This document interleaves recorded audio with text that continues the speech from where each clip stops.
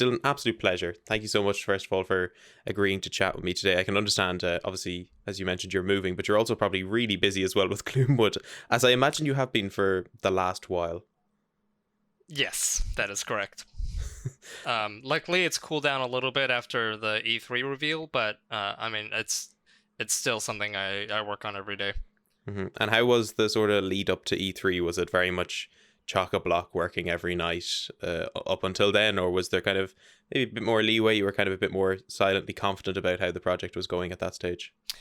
There was definitely a point in time where we had to put together a lot of stuff pretty quickly. Because the stuff that we showed in the E3 trailer was still it was still kind of being worked on at various points, and like it was fully functional, but I hadn't given it the proper it's called like an art pass.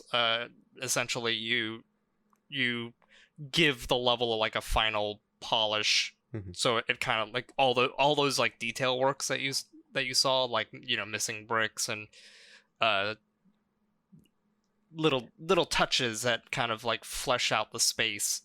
um I hadn't fully given it that sort of set dress, so the couple weeks before all the E3 footage was being sent to like PC Gamer was very much like, okay, we need to get this ready for, you know, showing this off, and then I had to do all the recording as well because it's a 5 minute long take, Yeah. and it had to like sort of we didn't script that was just okay, I'm gonna keep doing these 5 minutes until the gameplay works out the way I wanted it to. And there was definitely a lot of takes where I screwed things up and got caught by enemies when I wasn't supposed to and all. Yeah, it's you know, we showed off gameplay, and that's kind of what happens. Yeah, I think particularly to anyone going into the demo, having, or not the demo, but going in to watch the 5 minutes of footage after playing the demo, there is a lot of differences. And I don't mean in terms of fundamental differences, but a lot of additions to the demo itself in the 5 minutes that really add to, I suppose, what would be considered the core, or at least the finalized version of Gloomwood. Like, I really, really love what you've done with the inventory. I imagine, obviously, there was some Resident Evil inspiration based off that. Am I correct? Oh yeah, the two core inspirations for the inventory system was Resident Evil 4's briefcase system and Arx Fatalis's kind of drag and drop inventory system. Yeah, because I noticed, I have to ask before we kind of move on to a more generalized topic surrounding Gloomwood, but specifically in the trailer or in the 5 minute sort of demo, you know, where your character puts down the suitcase and he takes out a bottle to distract one of the guards. How much of a pain was that to program? Oh, we've been working on that. I kind of showed off like an early version of that inventory system.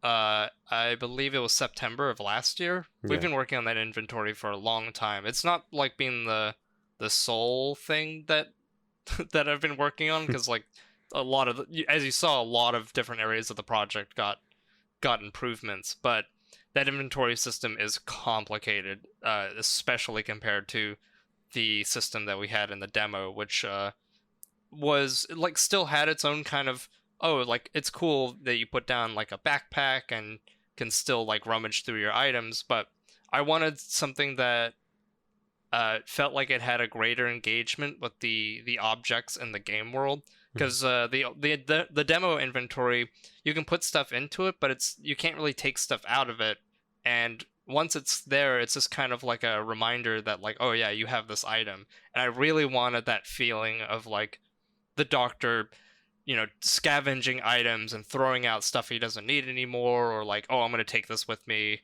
and you know, maybe I'll stash it here and come back to it later. I really wanted to introduce that element that like the inventory is a more active form of your engagement with the world. Yeah, 100%. And like, it's something I saw in the demo, and I had seen the original part that you mentioned. I think you posted on Twitter back in September. I remember seeing it pop up, and I was thinking, like, oh, this is cool. I can't wait to see more of this, because I've been craving more Gloomwood content for a while. I think as a lot of people have been. And, I want to ask specifically, it's so strange, particularly with an indie title, to see such a level of resounding support kind of be thrown behind what essentially up until then was you giving updates on the game and a demo. Um, like, is it what you expected? Like, in any way? Like, I suppose that's a difficult question to answer, but what is your reaction to it all, really? Oh, it's far beyond what I expected. As you've probably might have known, I've been working on this game for quite a while, and Hmm. a lot of that time was kind of like in isolation and just sort of uh just kind of hammering away at it and just sort of being like, oh, it might turn into something cool one day. And then once it sort of became like a New Blood title, and I had a lot more resources, I had a lot more attention to uh, the various aspects of the game that I think make it strong. Dave and I really sort of chiseled down what makes the game good and really like focused on it in a way that I don't think would have happened unless it became a New Blood game. Hmm. And seeing the results of that and everyone's sort of reaction to that has been uh, super like humbling and just incredible. Like it's definitely something I would have never imagined when I started this. Yeah, for sure. Because I think it's kind of becoming the norm at this stage that New Blood don't release a bad game. And I think that is very much apparent to anyone that plays any of the titles available. It's strange in a sense, because whenever I think of New Blood now, I kind of think of them like almost as like a greatest hits piece for like all the games that really defined most of the developers' sort of, I suppose, intro into the gaming world. It's kind of strange because I think I saw a tweet today, and I think you probably did references at one point on Twitter as well. Is David Szymanski on Twitter was getting a lot of love for Dusk, and I think someone mentioned that what does it feel like to have a game like Dusk that will almost act in the same way as a first experience into that sort of genre as Doom in 1993 did for a lot of people his age. And obviously there's the whole joke, Gloomwood is Thief with guns. I've never personally played Thief, so I had no sort of Hmm. reference going into Gloomwood as to what it was meant to be like. So to you, does it feel almost weird in a way that some people go into Gloomwood and think, and you think, oh well, this is their first kind of intro to I suppose Gloomwood will be their reference point in the future, as sort of maybe Thief was to you. Yeah, it's very fascinating. I do get like quite a few messages of people who either have never played Thief before or started playing Thief after they tried Gloomwood because they were like, "Oh, I actually discovered that I really like these games," and that's awesome because Gloomwood uh, is my love letter to Thief and System Shock and all those games because I love them so much, Hmm. and they're to kind of share that inspiration with people is wonderful. And it's also interesting because Gloomwood is it's as you noted, it's Thief with guns is kind of a cheap way to sort of knock it down. It Mm.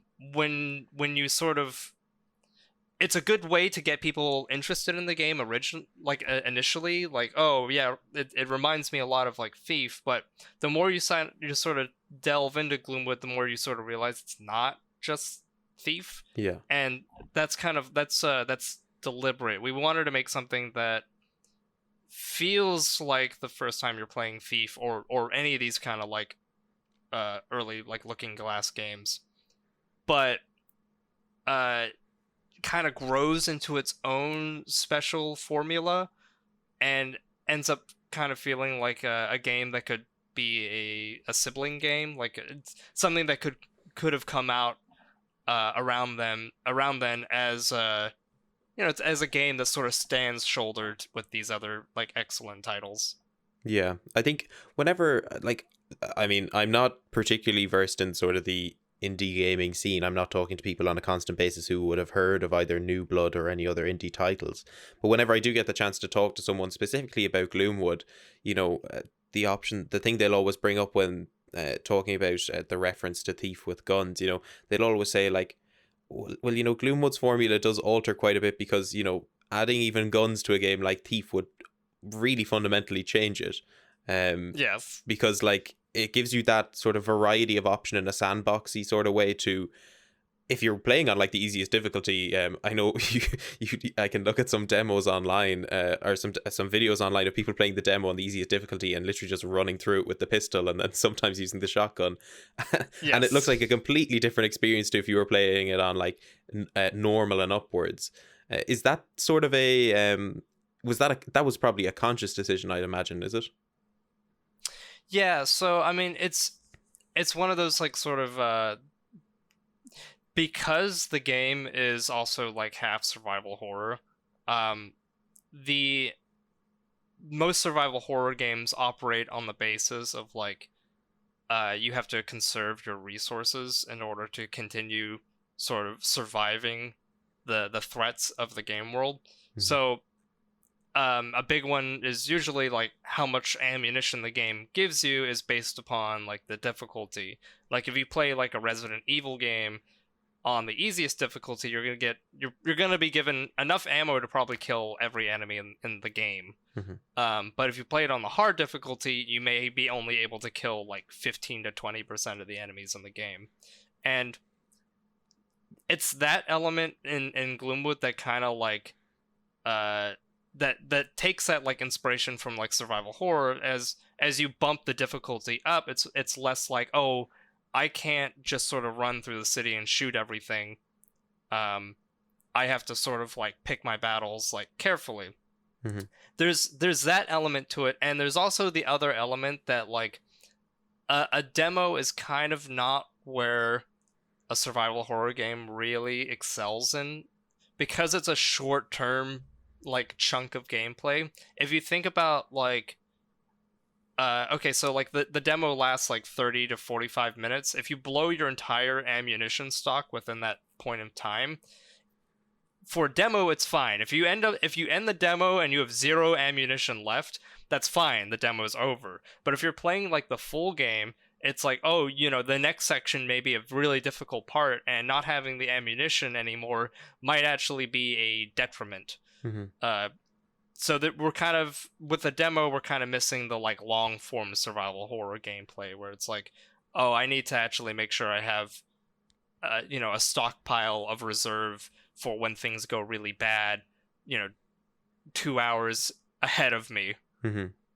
Yeah, for sure. No, that's actually not a point I even thought about realistically, because I've just been approaching, I feel like in some cases it's very easy for me to get a very narrow sense of what Gloomwood is, because I'm constantly replaying that demo and just thinking, oh, well, how can like some cases I'd be like, okay, let's try and do this really quickly, or let's kind of go really methodically and try and not be spotted. And you don't really think about the longer term ramifications because, as you mentioned, it is just a demo. So, no, I'm really looking forward to seeing how that pans out in later updates and on full release. I want to ask very quickly, and feel free to correct me if I'm wrong. Is Roy Graham is still doing the writing for this title, is he? He did some consulting and help with the writing. He isn't currently working on the project. He's actually got a really cool job now. He's working with Wizards of the Coast on Magic the Gathering. Oh, okay. Okay, so very cool. Yeah. Yeah. No, he got really busy doing that job, and so he hasn't worked on the project for probably over a year now. Mm-hmm. But a lot of his work and like his help with the writing is still in the game. And is it solely you just doing the narrative work now? It's a bit of me and David. Okay.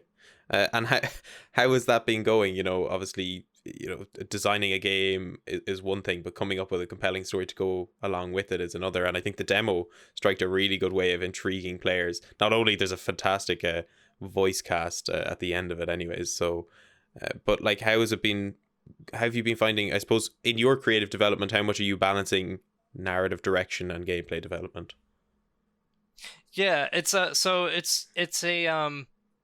balancing act because there's a narrative that we're definitely following through with, and we we have like a total like setup of like, okay, here's the plot points that we have, here's the characters that the player meets, and like where the story sort of unfolds. But I'm also being kind of careful about uh how much we sort of reveal bit by bit, because I still want that sort of that mystique and sort of deliberate uh mystery element to it, where the player is kind of put into the situation and they're not sure what's sort of going on, and it sort of unravels over time, and they kind of start to slowly put things together, like, oh, okay, now I kind of realize why I'm here and what's going on. Mm-hmm. So it's sort of like a that's still something we sort of work on quite a bit, where it's like, okay, how much does the player know at this point? What are we sort of giving them? And there's also the other element of immersive sims are kind of interesting because you kind of get out of the story what you sort of put in. Mm-hmm. So there are some players who will totally skip like all readables, any sort of like environmental storytelling stuff. They're just here for the gameplay, just the core sort of combat exploration, that element. And then there are some players who will totally go and find every single secret, every nook and cranny, every readable, and they want to get the full experience and story out of the game. Mm-hmm. So we also kind of have to balance around the fact that like some players are going to get the minimum out of the narrative element, and some players are going to get everything they can out of that. Yeah, for sure. And speaking on a narrative level, what, I suppose, either direct or indirect inspirations were you drawing from? So Thief is an obvious example, Mm-hmm. but there are in terms of the story, there are elements from a lot of games that I really love, and David really likes as well. So Thief, System Shock is another sort of like inspiration. Bloodborne's a big inspiration for me, Mm. because it has that same sort of like Victorian, town has gone to hell Yeah. and back, and you're trying to figure out what's going on. And there's also a little bit of, because David and I really like it, there's also a little bit of Stalker in there too. Oh, brilliant. Yeah, no, big fan of Stalker. Particularly as well, yeah, Bloodborne is something that I, again, now that you mention it, such a brilliant title to draw inspiration from as well. Particularly on the lore side of things, that game has such a, not only such a diverse, but also such a long-lasting community that is so committed to it as well. Let's kind of, you mentioned the style of sort of the Victorian town gone to hell again. I do want to talk about the sort of specific atmosphere and the art style that Gloomwood goes for. It's something that I found utterly compelling when I first played it, and on repeat playthroughs, it still doesn't lose that sense of charm. Is it like, was that something that you were very, very perfectionist on, going through it and making sure it looked exactly how you wanted it to look, or did it just kind of come together through development and become something of its own, really? I would say that the atmospheric elements are probably the stuff that I spend the most amount of time on, because it's the stuff that I really, really care about. So over in terms of the demo and like the 5 minute like trailer thing that we showed off, a lot of time I've spent was going through and like adding little details, or like working on the skybox so it looked really like, for the demo you saw like the manor on the hill and like all the trees around it and all the like windows and stuff. That's all my work. That's all me obsessing over like, oh, here's how I want this to look like, and I wanted to, when you go up the street, it's like it gets framed into view, and then you have like a, a sound stinger of like a wolf howl, and all those little like elements are my obsession of trying to get the mood and the atmosphere really down, and people getting really engaged with this world. And it's probably one of my favorite parts of making games is trying to sort of capture that. I know for sure when I play games, that's the element that I really, really love. Like when I play something like Stalker, it's like being in the wilderness and hearing like the wind and the rain and like the howling in the distance and all those little elements coming together to be like, oh, I'm actually like physically present in this game world. Mm-hmm. And that's kind of like what I take into my own work and want to sort of deliver on for other people who are experiencing Gloomwood. Yeah, and I think the success of Gloomwood to date, I think, is a real testament to the work you've done on it, because honestly, every time I even go back to it, I still get that same chill when I go up the street. It's just, it's almost like it's such a visceral reaction as well, like, because it doesn't matter how many times you do it, and plus it has the benefit as well of, a lot of people tend to judge, how much a game impacts them based on, how realistic they look. And, I think Gloomwood specifically, I always like to point out as an example, but there's plenty of other games that do this really well as well, is they don't have to have like, and obviously the art style I love in Gloomwood, but it's not this hyper realistic art style. It doesn't need to look extremely real in order for it to have impact on a player and to kind of engross them and immerse them. So just, I mean, on a personal note, I think you've done a fantastic job on that. I do have a question pertaining to the 5-minute demo again. Sorry, I keep going back to the 5-minute demo, but I can't keep it out of my head at this stage. The guards, they now have voices. They didn't have that in the demo. Was that Yes. was that a kind of a more recent decision after the demo, or was that something you always intended to add in? It's a little bit of both. So that sort of stemmed. We knew for sure that some creatures in Gloomwood were not going to have voices. Like even though we've added voices to the guards, the like kind of crowmen are still going to remain kind of like not voiceless, but their voices aren't unintelligible. They're still going to be kind of like raspy, squeaky, kind of like bird-like noises. Mm-hmm. And we knew for sure that some of the creatures in the game are going to be like that. But for the guards themselves, we were kind of on the fence before the demo came out, because it was sort of like, well, it's a neat element because it kind of shows off that the guards themselves are sort of monstrous and not completely human. But we also started running into issues of like, well, we can't really convey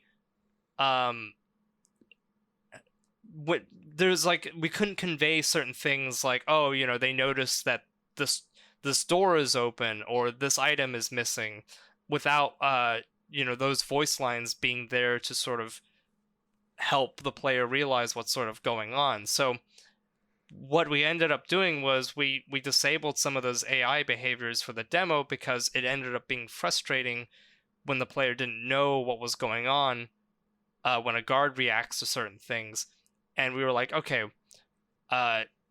if we want to have the guards sort of react to like these sort of neat things that the player is doing, they're going to need to be more sophisticated. They're going to need to have their own voices. Mm-hmm. But when we did the voice work for them, I still wanted them to have that kind of sort of unhuman element to them. So we really tried to make their voice work kind of like, these guys are like changing and like transforming, but they're like sort of halfway through it.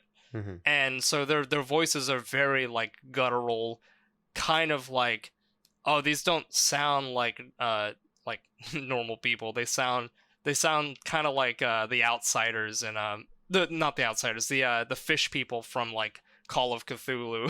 Like it's clearly like something going on here. Yeah.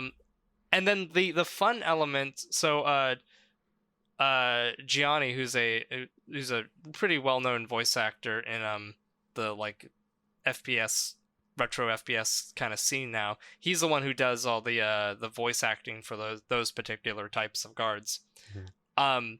The fun thing is that we kind of like what stemmed originally as like a thing of like, oh, we need to do this because it will help the game's like clarity. And it ended up being kind of really fun to sort of find their personality and like make them kind of like funny in their own way. Like they're kind of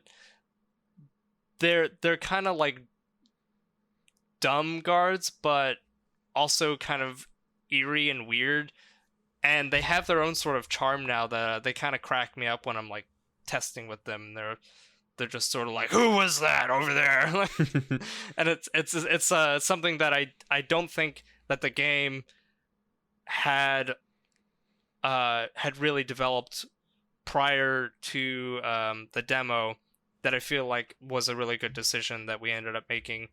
Not just because of like, oh, you know, they need to be able to react to certain things, but we also got a lot of feedback from people who played the demo who were like, it'd be really cool if the guards could talk kind of like how they do in Thief. And there was like instances where you could eavesdrop on their conversations and hear sort of what these guards are doing.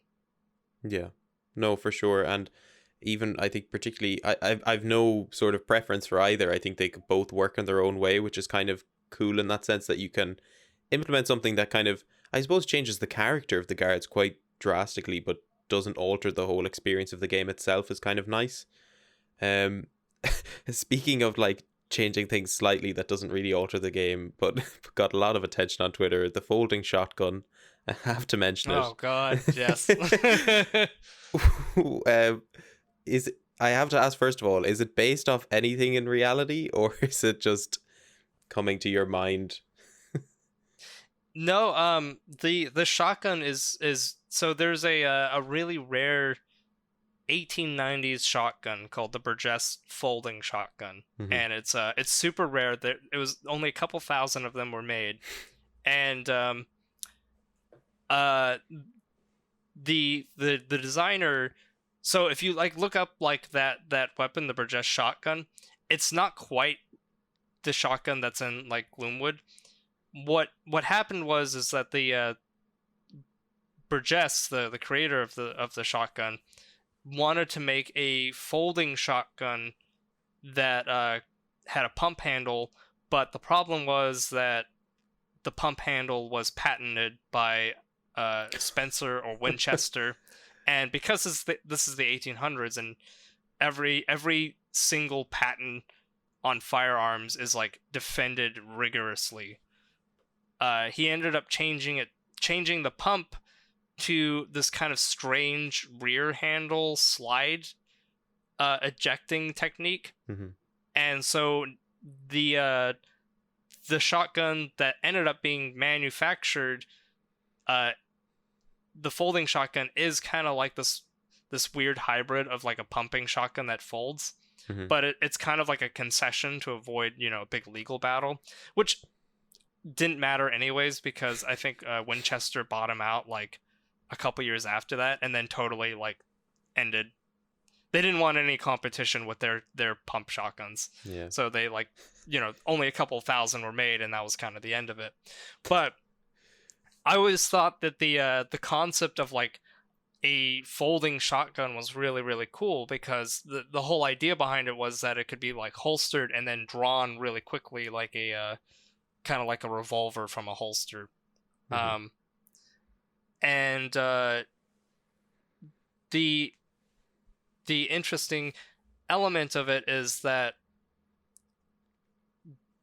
he wanted it to originally be a forward pump, which I always think in games is really like satisfying. It might be because I love like the first Doom so much that pump shotguns have always just felt really good in games.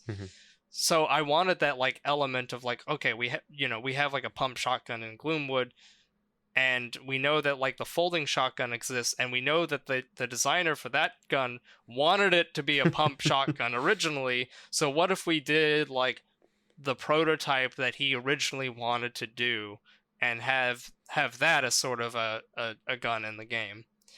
Of course, because it's technically doesn't exist beyond this like these like blueprints and schematics that the designer wanted to make, we get a lot of kind of fuss about it, because and of course, like originally when you first like look at it, if you're not familiar with weird 1800s guns, of which there are so many weird guns from like that era that are just like why would anyone try this, but are really funny to look at. If you're not familiar with all that sort of that history, you'd probably look at it and be like, oh, that's like a dumb mistake. That's like a double barrel break open shotgun that he's just loading multiple shells into. That doesn't make any sense. But yeah, there is actually like a logic to that gun that actually is fairly sound, and not something that like I really invented. Actually, when I first saw it, I actually thought, oh, this looks really cool. Like, I don't think I was in the minority in it. But I just thought, oh, this is actually a really cool idea. Like, obviously, it wouldn't work practically, I think, nowadays, and it would be kind of, I think, foolish for any arms manufacturer to try and attempt it. But another question on the shotgun specifically. I noticed one of the first times I was kind of exposed to Gloomwood was through Civi 11's review of both the demo and I think he did Ultra Kill at the same time. In the review, he kind of mentions that one of his little pet peeves with the demo was that the weapons themselves looked quite didn't have as good a resolution as say the rest of the game, or maybe it was a little under textured. And then he said it was ugly. I wasn't gonna go that far, but it was kind of along those lines. But when it came to, obviously I saw the 5 minutes, it looked like there was a lot more detail put into it, but it still kind of obviously felt that it fit in with the art style. Was that in direct response to that comment, or was it kind of something you would wanted to change anyways? So Gloomwood's art style has as you've noticed, it's changed quite a lot. Not even just like most people's exposure to Gloomwood is the demo, but it actually has a much older art style change since before the demo. It actually looked quite a bit more cartoony in the past. But when it got signed on to be a New Blood game, David and I kind of were like, okay, if we're going to have this be sort of like a thiefy style game, it probably needs a more gritty, kind of darker atmosphere to it, to really make those like shadows sort of feel like places that you can hide in, and also places that you might be scared of when the really freaky enemies show up. So David started helping me change the art style into this sort of darker aesthetic that is now kind of like what you see Gloomwood as today. But not all of the like the texturing reworks sort of came out as well as there was a lot of like fumbling in the dark for trying to figure out like, okay, how should these be textured? How should these look? Which is why, like, you may also notice that the guards look quite a bit more detailed. Or, we recently showed off the new the Crowmen retexturing. They look way freakier now than they did in the demo. That was part of this process of like, okay, we're changing the art style to be even a bit more like grittier, kind of darker. Feels quite a bit more sort of thiefish. But when the demo came out, we were kind of like 90% through that, not totally completely done with that process. And we brought on another artist whose name is Blood Machine, who was really doing kind of like really fun, dark, gritty pixel art that we kind of were like, oh yeah, this looks awesome. And she did the rework on the guards, the Crowmen, the cane sword, the shotgun, and I do think that sort of that fixed up some of the gripes that not only like Civ 11 noted that it was kind of like ugly, and we kind of felt the same way too. We weren't super satisfied with how it looked. We were like the gun's like really cool, but it kind of needs its own visual identity Mhm. beyond just like the cool concept. So we were really glad to show people that that's something that we've worked on since the demo. Yeah. I noticed on Twitter when you were talking about the shotgun, specifically when talking about I suppose gripes is a word. I mean, kind of petty, unnecessary sort of criticism, I would imagine, in some cases about the shotgun and Gloomwood. You mentioned that you were just going to cram the game with a load of like crazy 1800s weapons so that nobody would have a chance to even like be caught up with what the hell's going on with one of them. I Yeah, have. I mean, Or wait, no, go on there. yeah, I mean, it's one of those things where it's sort of like I think people are really kind of sticking on that because we don't have a lot of those weird guns in Gloomwood already. Mhm. Like no one goes to Bloodborne and is like, oh, Bloodborne's an awesome game, but that giant like saw wheel swinging weapon, like that totally wouldn't work in real life. And it's because like all the weapons in Bloodborne are like insane and like, oh, this wouldn't work at all, but I love it anyways. Yeah. I think if Gloomwood had we have more weapons that are coming that we'll be showing off soon. But I think when more of those sort of weapons enter the game and people kind of get the feel of like, okay, it's supposed to kind of be like weird Victorian fantasy in a weird way. I think those sort of gripes will kind of disappear. Yeah, I didn't want to come to the interview unprepared, so I took the liberty of at least maybe possibly giving something productive to yourself. Now you can tell me to go away, but I have to at least show you a sort of a crazy 1800s weapon I came across that may be enjoyable. I'll send it to you here. Sure. Let me just this The key gun. Yes. I need to know, will it be featured? It's necessary knowledge.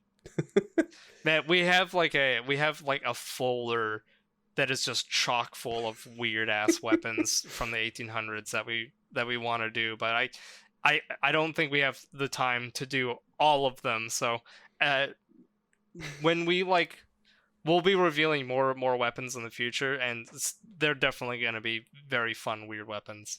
Yeah, I think it's strange because I looked up crazy 1800s weapons, and there's like literally people have compiled lists of just such odd looking weapons. I think the other one I saw was like called a harmonica gun, which is like a pistol with like 7 barrels on it, and like all going. It's like, what is going through people's minds? Like, they were baked back then. They must have been. Like, there was something going on in their heads. And I say probably, as you mentioned, the patent thing had a lot to do with it, and it made people probably a bit more creative.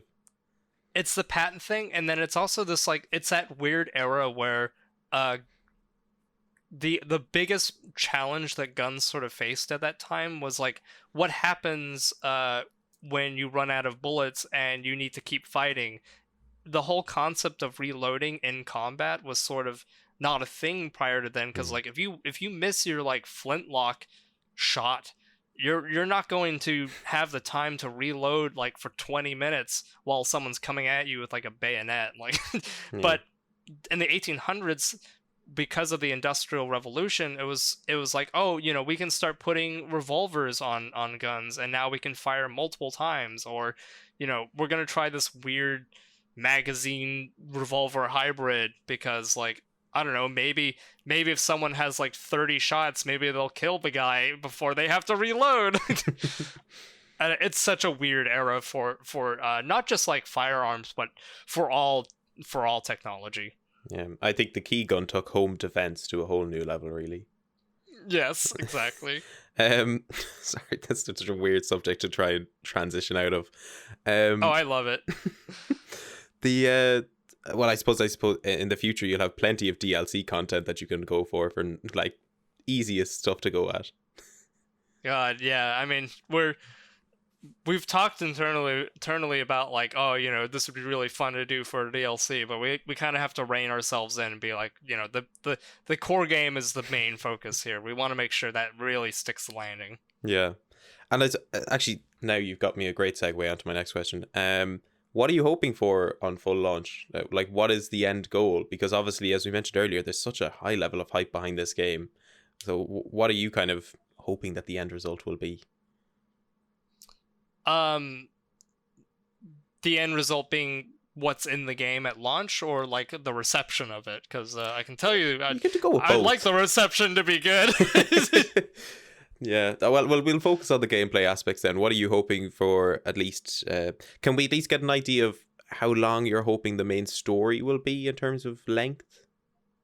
Yeah, so I don't think it would be I'm pretty sure Gloomwood is going to land about where our other games are at, but the interesting thing with Gloomwood is because it's like an immersive sim and survival horror, an element that we couldn't really play with that much in like Dusk is this whole like replayability angle.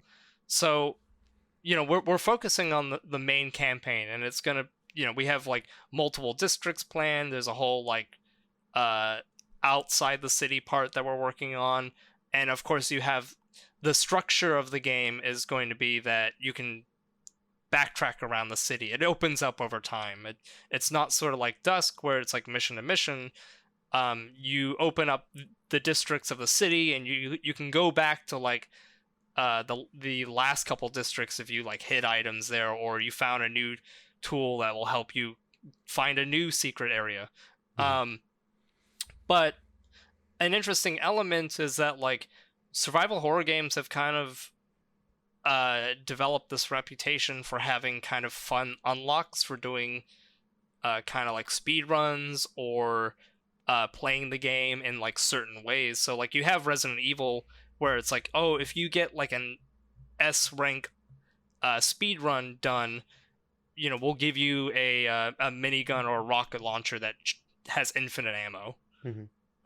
So that's kind of like we've played around with ideas of doing stuff like that for people who play the game, and like here's a challenge mode, play the game while your suitcase is full of like corpse limbs or something like that. That's an element that we've talked about, and of course, being an immersive sim, it's going to have levels of replayability to it anyways, because you may play a district a certain way the first time, but it's like, oh, what happens? What if I decide this time, instead of, taking to the streets, what if I try and take to the rooftops and, breach through areas that way? Or what if I like explore the city through the sewer area instead? I'm hoping that like in the end there'll be a lot of different ways to sort of re-explore the city and kind of like try out different strategies and techniques, much in the same way that like when I replay System Shock or Thief, I'm always like trying out different things to what other ways can I play this game that's like really kooky and fun and maybe unexpected. Mm-hmm. And then my final question, let's look post-launch at Gloomwood, maybe a couple of years down the line after that. What are you hoping to tackle in the future, or have you even thought about it yet? I've like, I've talked to it with like David and what games we want to make in the future and stuff that like sound really, really fun, or if we're gonna strike off and do our own thing. It's all like sort of pipe dream stuff, and not not anything I've really wrestled with, and the Gloomwood's been my like primary focus for a lot of my adult life at this point. And that's sort of I'm more focused right now on trying to make something that I feel can sort of live the test of time, really. Mm-hmm. To sort of leave my mark. Yeah, 100%. And I think even if you just left it at the demo, people would still be talking about it years to come. Yeah. Obviously, please don't do that. Please finish the game. No. we are making a game, and it's great because I think once we release a bunch of it, people will be like, wow, that demo was really crusty compared to the full game. Oh, but that is obviously always the best part about it, releasing something that's better than its predecessor. But yeah, no, I wish you all the best with it. And Dillon, it's been an absolute pleasure talking to you anyways this evening. And I suppose, hopefully I can bring you back at some stage post-launch for an interview again, and we can kind of look back at all the times where I said, look at how great the demo is, and then be in shock and awe as to how great the actual game is. But I really appreciate it. Thank you. Of course. Thank you.